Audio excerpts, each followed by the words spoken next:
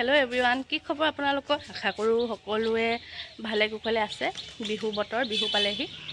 কাইলৈ উৰুকা আৰু মই স্কুল গৈছিলোঁ, অকণমান আগত পাইছোঁহি আৰু ভাতকেইটা খাই আজৰি হৈছোঁ। আৰু কাইলৈ বিহু উৰুকা। আজি বাইদেউ দুজনী গ'লে পিঠা খুন্দিবলৈ, তিলপিঠা, নাৰিকল পিঠা। বিহু আয়োজন লাহে লাহে চলিব আৰু আজিৰ পৰা তাকে অকণমান দেখাম। ময়ো যাওঁ, ঢেঁকীতে খুন্দিছে বৰা চাউলৰ পিঠা।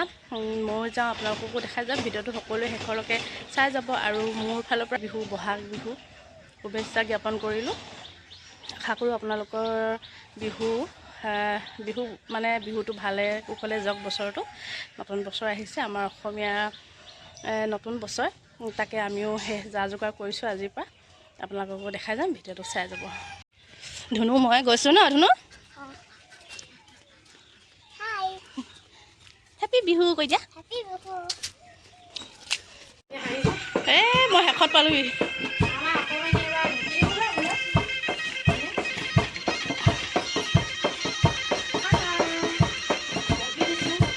ঢেঁকী দিছা?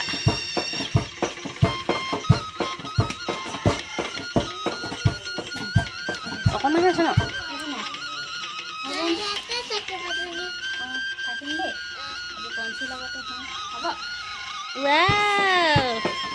কি কৰিছা তুমি? কাম কৰিছা?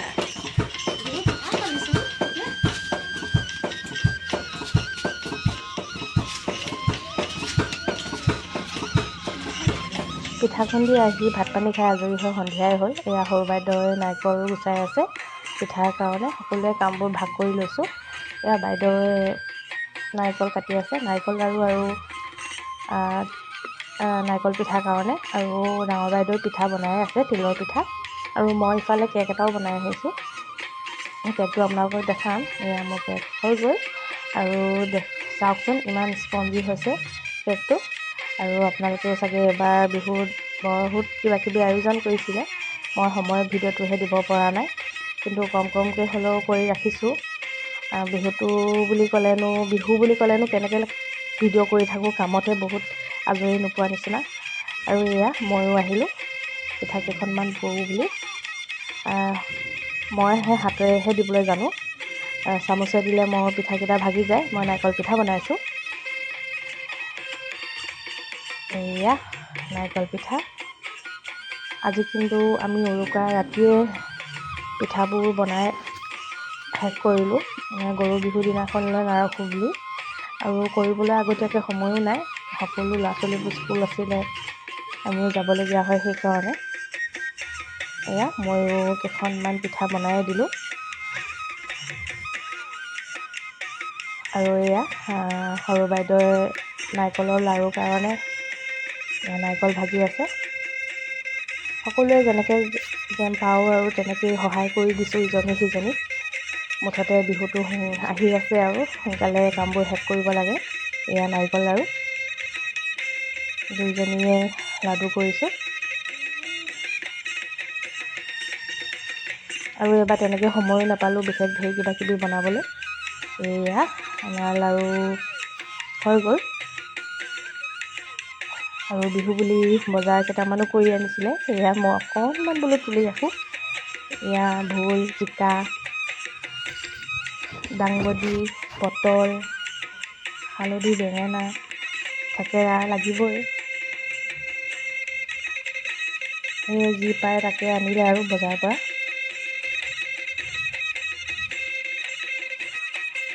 উৰুকা ৰাতি ইমানে আছিল। আজি গৰু বিহু। পুৱাতে সোনকালে শুই উঠি সৰু বাইদেউৰ মাহ আৰু হালধি পিচিছে। যিহেতু পৰম্পৰা, মাহ হালধিৰে গৰু বিহুৰ দিনাখন গা ধুব লাগে। আৰু ঘৰত গৰু নাই, ওচৰ চুবুৰীয়াতো তেনেকৈ গৰু নাই। গৰু গা ধুৱাব আমি এনেকুৱা নিয়ম কৰিয়ে পোৱা নাই। সেইকাৰণে পাহৰি যাব বুলি এইবোৰ নিয়ম বৰ্তাকে পোৱালিকেইটালৈ এয়া চাক বনাই দিছে।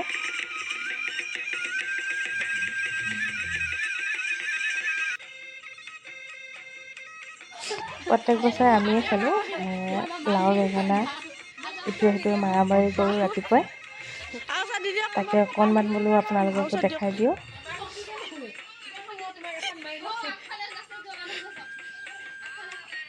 মায়ে বহি বেত কাটি আছিলে দুপৰীয়া খোৱাৰ কাৰণে আয়োজন কৰি আহিছিলে। এয়া সৰু বাইদেউ আহি পিঠিৰ ফালৰ পৰা থেকেৰা খাবলৈ দিছে। এয়া পোৱালীৰ মুখ বেটাই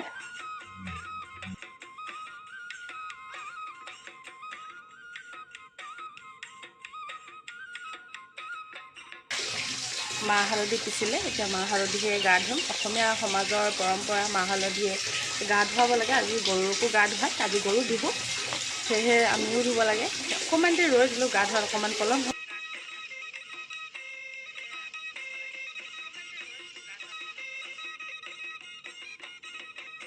হালধিটো এনেও স্কিনৰ কাৰণে ভাল আৰু মাহ হালধি এনেও ভাল। এইবোৰ আমাৰ অৰ্গেনিক বস্তু। এইবোৰ এদিন লগাব পাৰোঁ বছৰটোত, সেয়েহে পূৰা লগাই লৈছোঁ আৰু।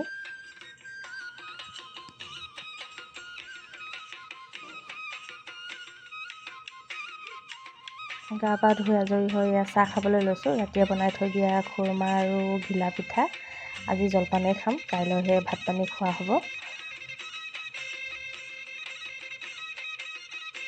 এয়া সন্ধিয়া দৃশ্য, জাক দিবলৈও হ'ল। মায়ে জেজেলি পকা এডাল সকলোকে দৰ্জা মুখত লগাই দিবলৈ দিছে। আজিৰ দিনটোত বোলে এনেকৈ লগালে বাহিৰা বস্তুৰ পৰা হাত সাৰি থাকিব পাৰি। আৰু দিনত মই খোৱা বোৱাবোৰ একোৱে নেদেখালোঁ। আজি শুক্ৰবাৰ, দেউতাৰ মৃত্যুদিন আছিলে, সেয়ে আমি নিৰামিষে খালোঁ। একো তেনেকৈ মাছ মাংস নাখাওঁ, নিয়মো নকৰিলোঁ। এয়া মা আগফালে দিছে আৰু এতিয়া মই জাক সৰু বাইদেউ দিব, মই দেখাই যাম।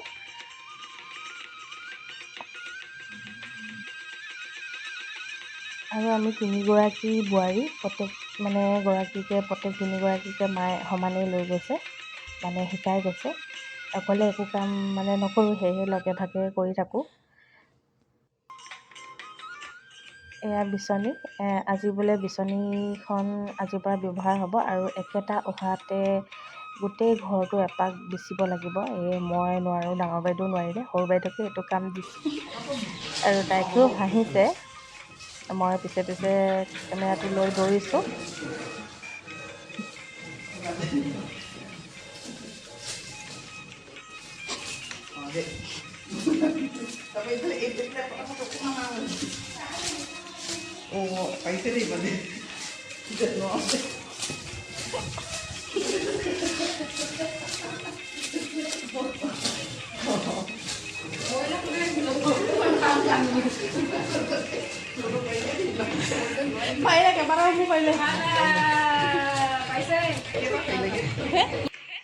আৰু বহুত দিনৰ পিছত বিচনীখন পাই ময়ো পূৰা বিচি লৈছোঁ আৰু এইবাৰ জাক দিব।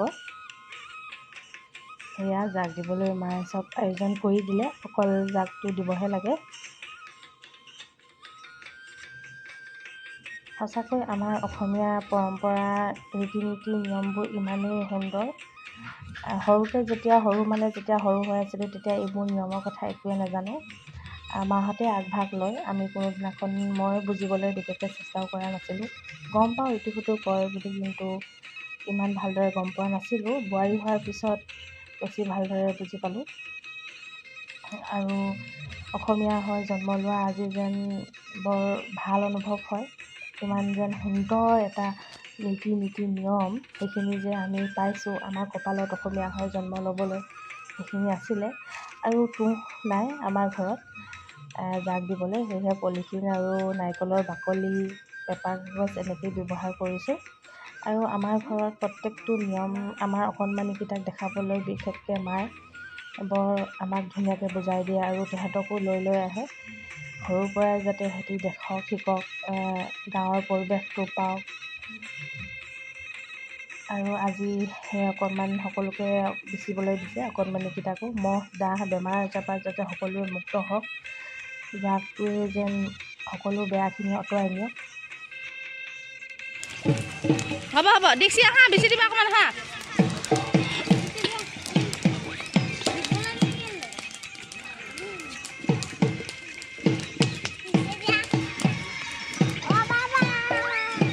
কৃষ্ণা।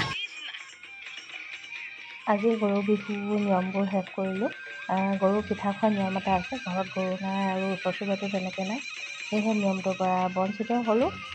আৰু এতিয়া এটা নিয়ম আছে, জেতুকা লোৱা কালিয়ে ল'ব লাগে, কিন্তু সময় নাইকিয়াত আজিহে লওক। ঘৰতে এইজোপা জেতুকা বহুত দিন হ'ল ছিঙা নাই। জেতুকাজোপা বিহুতে ছিঙিম বুলি ৰাখি থ'লোঁ, আৰু এতিয়া অকণমান ছিঙি পোৱালিকেইটাক লগাব লাগিব। আৰু আজি ভিডিঅ'টো ইয়াতে সামৰি দিম। মোৰ ফালৰ পৰা সকলোকে ৰঙালী বিহুৰ বহুত বহুত শুভেচ্ছা থাকিল। আকৌ লগ পাম মোৰ অন্য এটা ভিডিঅ'ত, মোৰ মানুহ বিহুতনো আমি কি কৰিম কি নকৰিম তাকে মই অলপমান আপোনালোকৰ আগত আগবঢ়াই দিম। আৰু আপোনালোকেও যাতে বিহুটো ভালে কুশলে নিয়ে তাৰে কামনা কৰি আজি ভিডিঅ'টো মই ইয়াতে সামৰি দিছোঁ।